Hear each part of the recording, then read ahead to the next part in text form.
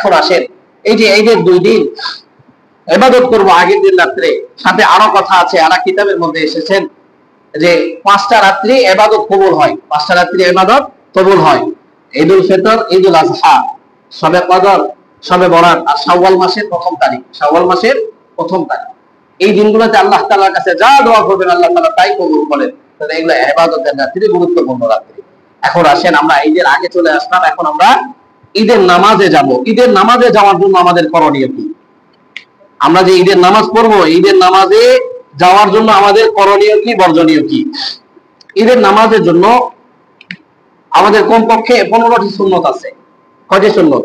15টি সুন্নত। তার মধ্যে সর্বপ্রথম সুন্নাহ যেটা আমরা মনে করি সাদকাতুল ফিতর, যেটা গত জুমায় আলোচনা করা হয়েছে। সাদকাতুল ফিতর অর্থাৎ এটা হলো আপনার রোজার যাকাত। আপনার রোজার যদি কোনো ভুল ভ্রান্তি হয়ে থাকে, আপনার রোজার যদি কোনো কমজোরি হয়ে থাকে, এইটার জন্য আল্লাহর কাছে সাদকাতুল ফিতর দান করে নিজেকে পবিত্র করে ঈদগাহের ময়দানে যাওয়া, নিজেকে পবিত্র করে ঈদগাহের ময়দানে যাওয়া, এটা হলো প্রথম নাম্বার। এটা প্রথম নাম্বার। এবং দ্বিতীয় নাম্বার সুন্নাত, ঈদগাহে যাওয়ার আগে, ঈদুল ফিতরের সময় ঈদগাহে যাওয়ার আগে কিছু খাবার খেয়ে যাওয়া, মিষ্টি দ্রব্য কিছু খাবার খেয়ে যাওয়া, এটা হলো সুন্নাহ, রাসূল সাল্লাল্লাহু আলাইহি ওয়াসাল্লামের সুন্নাহ। প্রথম নাম্বার সাদকাতুল ফিতর আদায় করব। দ্বিতীয় নাম্বার, ঈদের নামাজে যাওয়ার আগে কিছু পানাহার করে যাব, কিছু খাবার খেয়ে যাব।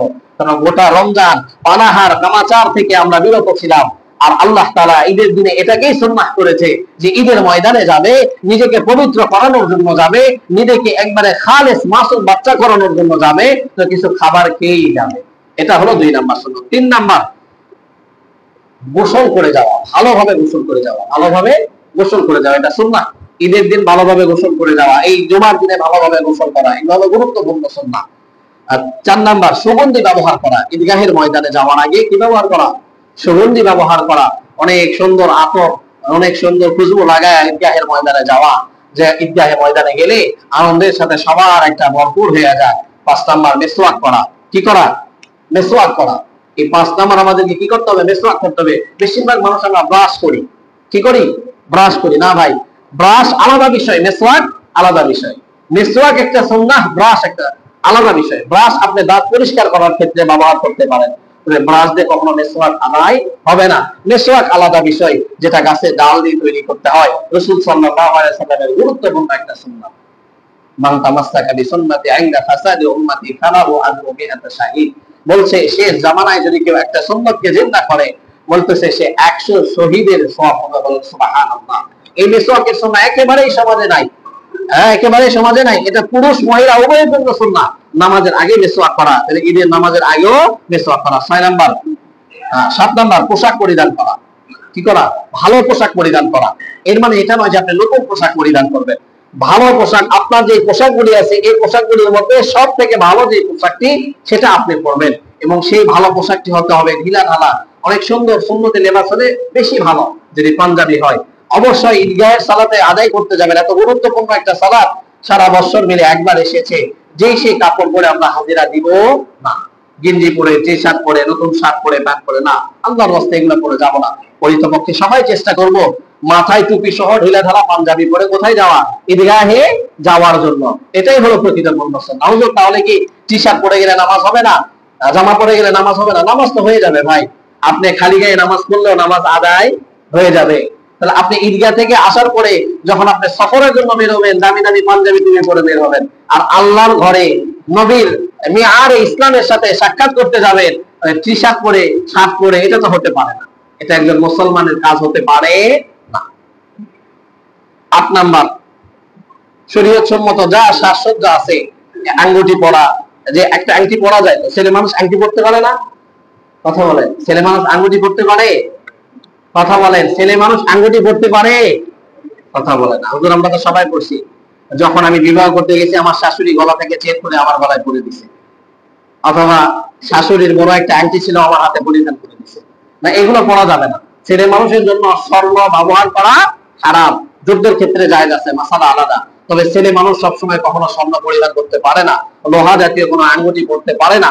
4.5 মাসের পরিমাণ আঙ্গুটি ছেলে মানুষে পড়তে পারে, সেটা হলো চাবি। কিসের? চাবি। তাহলে এই আইটি ব্যবহার করতে পারে, কোনো সমস্যা নেই। এই আংটি পরবে, আরো যেটা সাজসজ্জা আছে সেটা পড়তে পারে, পরে যাবে, কোনো সমস্যা নেই।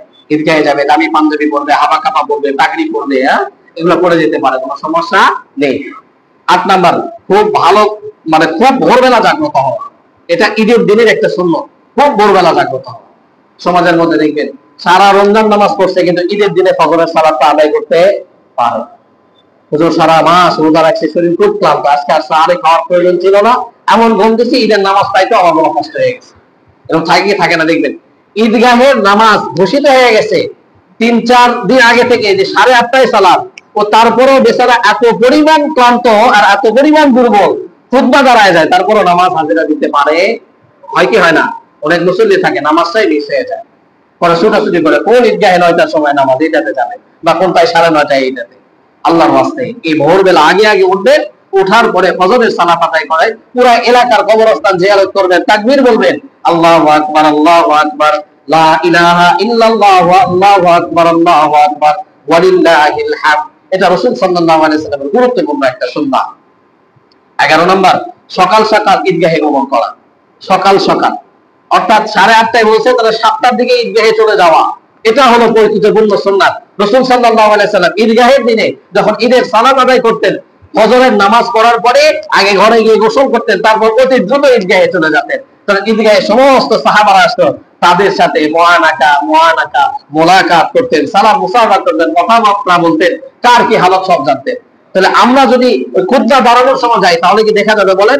ঈদগাহ ময়দান তো আনন্দের মা, আনন্দের জায়গা, আনন্দ করবো। অনেকদিন থেকে এক বন্ধুকে দেখি নাই, 10-12 বছর চাকরি করে আসছে, তার সঙ্গে দেখা হবে, কথাবার্তা হবে, মত বিনিময় হবে, এটা তো আনন্দের কথা। তাহলে বাড়ি থেকে যত দ্রুত ঈদগাহে যাওয়া যায়। 12 নম্বর, নিজ এলাকার মসজিদের জামাতের সাথে ফজরের নামাজ আদায় করা। নিজ এলাকা, যে এলাকার মসজিদ, এই এলাকার মসজিদে ফজরের নামাজ আদায় করা, এটা একটা সুন্নাত। 12 নম্বর। 13 নম্বর হলো পায়ে হেঁটে মসজিদে ঈদগাহে যাওয়া। পায়ে হেঁটে ঈদগাহে যাওয়া, হেঁটে হেঁটে, গাড়ি নিয়ে নয়, পায়ে হেঁটে। যদি দূরত্বটা হয় অনেক দূরে, তাহলে গাড়ি নিয়ে আসতে পারে, কিন্তু সমস্যা নেই। কিন্তু বাড়ির আশেপাশে তাদের হয় প্রকৃতপূর্ণ চেষ্টা করা ঈদগাহে পায়ে হেঁটে যাওয়া, এটা একটা সুন্নাত। 14 নাম্বার, যে সে ঈদগাহে যাবে যেই রাস্তা দিয়ে, আসার সময় বিপরীত রাস্তা দিয়ে আসবে। আসার সময় এক রাস্তা দিয়ে যাওয়া, আর এক রাস্তা দিয়ে আসা, এই একটা সুন্নাত। 15 নাম্বার, ঈদগাহের দিনে তাকবীর বেশি বেশি বলা, বেশি বেশি তাকবীর পড়া, এটা একটা সুন্নাত। যে যখন থেকে ফজর চালু হবে তখন থেকে নিয়ে আমরা কি করব? বেশি বেশি তাকবীর করব। এই তাকবীরের বিনিময়ে আল্লাহ তাআলা বলছে, পৃথিবীর মধ্যে সব থেকে বড় কে বলেন? পৃথিবীর মধ্যে সব থেকে বড় কে? এই পৃথিবী যত কিছু আছে সব থেকে বড় কে? মালিক। এই মালিকের গুণগান যখন বেশি হয়, তখন আল্লাহ তাআলা ফেরেশতাকে সাক্ষী রাখে, বলে দেখো পৃথিবীতে আর কেউ নাই, পৃথিবীতে আর কোনো সাক্ষী নাই, পৃথিবীতে আর কোনো কথা নাই, পৃথিবীতে আর কোনো আওয়াজ নাই, আজকে শুধুমাত্র আওয়াজ আল্লাহু আকবার, আল্লাহু আকবার, লা ইলাহা ইল্লাল্লাহু, আল্লাহু আকবার, আল্লাহু আকবার, ওয়ালিল্লাহিল হামদ। আজকে শুধু সাক্ষী হচ্ছে আমি আল্লাহ বড়, এই সাক্ষী দিতেছে। তোমরা বলেছিলে মানুষকে সৃষ্টি করার দরকার নাই, জিন জাতি যেরকম ভাবে পৃথিবীর মধ্যে গিয়ে ঝগড়া গন্ডগোল করেছে তারাও করবে, কিন্তু দেখো আজকে সকালবেলা যারা তাকবীর বলছে, আমি মালিক বললাম, তাদের জন্য মাফ ঘোষণা করে দিলাম, তাদের সবাইকে পবিত্র করে দিলাম, বলেন সুবহানাল্লাহ। এটা আল্লাহ তাআলা ঘোষণা করেন।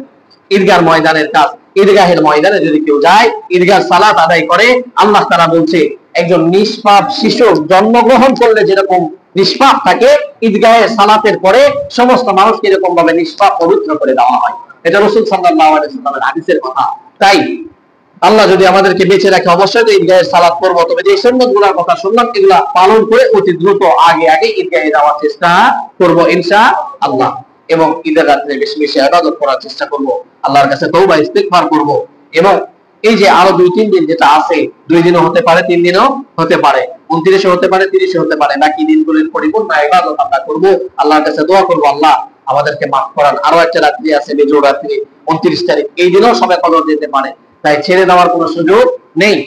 সবে কদরের রাত্রিতে এই খাস্তা নিয়ে আসে, মিলাদ দোয়া করে একবারে সবে কদর বিদায় দিয়ে ফেলছেন, এরকমটা যেন না হয়, আরো যেন ইবাদতময় রাতগুলি আমাদের পাওয়া হয়। আল্লাহ তাআলা যেগুলো বললাম, আগে আমাকে, তারপর আপনাদের সবাইকে আমল করবার তৌফিক দান করুন। ওয়া আখিরু দাওয়ানা আলহামদুলিল্লাহি রাব্বিল আলামিন।